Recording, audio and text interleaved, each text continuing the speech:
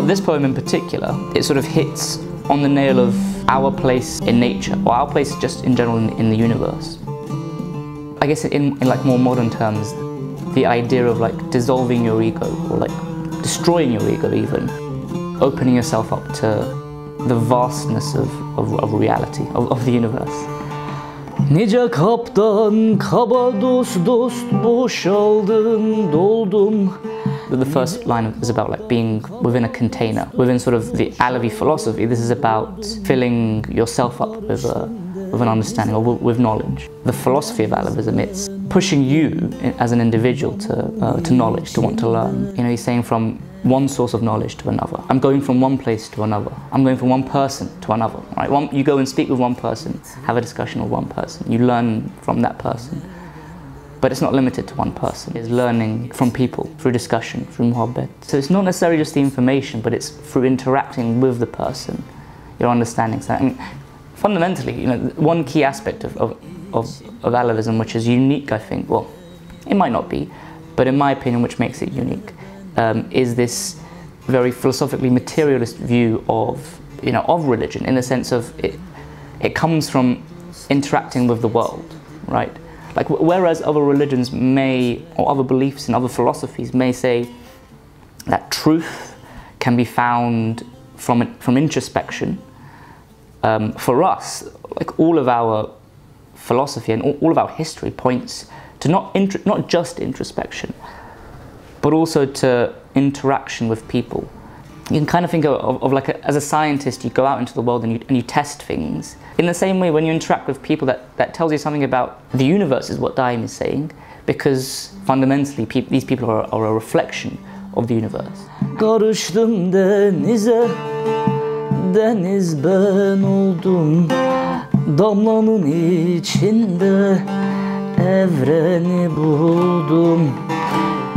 The largest aspect of the universe is reflected in its most smallest sort of incarnation. This is also like a very sort of key part of physics as well. Like, within physics we have this idea of symmetry. Like, compare the motion of coffee in a cup. That motion is the same as the motion of like storms, of the ocean itself. And in a sense, I'm not saying that Daimi was sort of referring to this physical part of nature, but he's saying that this, you know, from a philosophical point, you can arrive at the same conclusion of the largest of behaviors are mimicked in some sense on the smallest of scales. So you can find an understanding of the large within the small.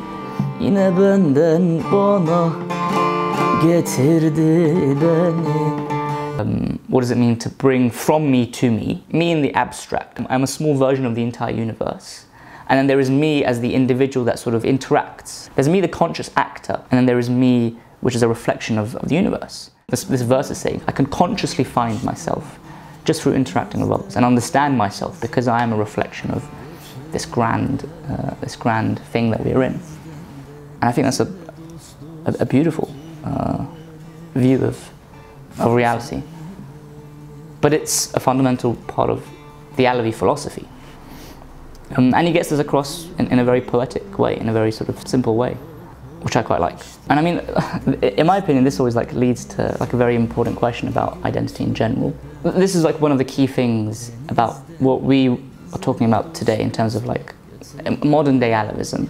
There's this huge aspect of the Alevi identity as opposed to some other aspects of it. And then, you know, there's a huge portion of sort of the Alevi community that are focused on this aspect of identity. And when you're trying to understand your identity, right, you can sort of look to a number of things of like, what is it that defines my identity? Are my memories the key thing that define my identity? So are my memories, for example, within the Alevi community, the thing that makes me an Alevi?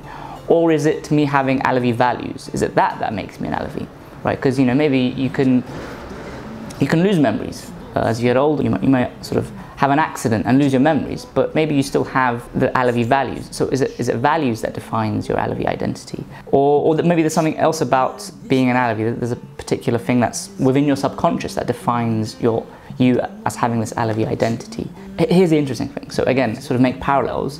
With a lot of other religions, cultures, there is the idea of your identity in some way being immortal. Now, the most basic example is like proposing an afterlife immortalizes your identity. It makes you immortal. But another way is like, for example, there's an ideological way of making yourself immortal, and that is like If you uphold these beliefs will live on forever. You may die, but the beliefs live on forever.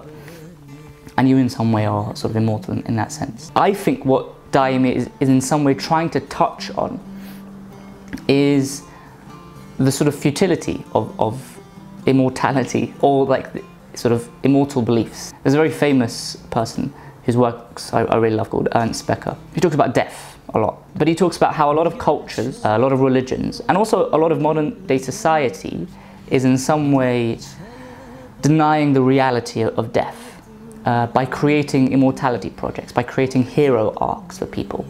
I don't think Daimi Baba is going for an immortality project. I think he is talking about the realities of the world, and being a part of it is just the natural way of things, and accepting that you are a part of this. I mean, okay, he doesn't talk about dying here, but he's talking about the living aspect of it. To be a part of this is beautiful enough in and of itself to not need an immortality project, to not need to define your identity as something that exists and is persistent and constant. The one thing he is saying is that there is no such thing as identity. Maybe that's the controversial statement that you can take from this, of that there is no such thing as identity. Bir gerçeğe bel bağladım erenler. Within a German ceremony, it involves you having like a red ribbon and you tie it around your waist. That is you tying yourself to the path. What he's saying here is I've tied myself to a truth, and that truth, as the sort of poem goes through, and is the beauty of the universe that we live in. And the music itself, Daimi Baba also sang and played these songs, so he didn't just write them. The music is like fairly somber, it's fairly slow. This isn't a joyful sort of celebration of I am nothing. That would be a bit sort of sadistic, but this is a sort of somber reality check that is at the same time still beautiful to observe. And I think that's what this poem gets at. This is the other aspect about this philosophy where, okay, maybe it seems like this is saying something like go back to a more feudal way of life, or a tribal way of life even. But that's a bit too of a simplistic sort of take on this. And it's also a bit of an exoneration of today's society, in the sense of you can live a life where every other day you have a discussion with a friend, or even random people. Obviously society tells us we need to be more and accumulate arbitrary ones and zeros on a phone screen or a bank account, but the reality is you can link yourself back to what it is you were always a part of. Remember, for 13 billion years you were a part of this universe, and for like a blip you have this individuality. It's like a teenager having like a goth period, and it's just a small blip. You've got to realize on the grand scheme of things. I guess what he's trying to say is that there is more to me than just my ego and just my identity, or whatever I may define my identity as. If there's a universe in just sort of a drop of water, imagine what there is within you, is one way I like to look at it. Of all the things that will bring you joy, I think there is, rather right at the top of that list will always be interacting with others. They will stick with you forever.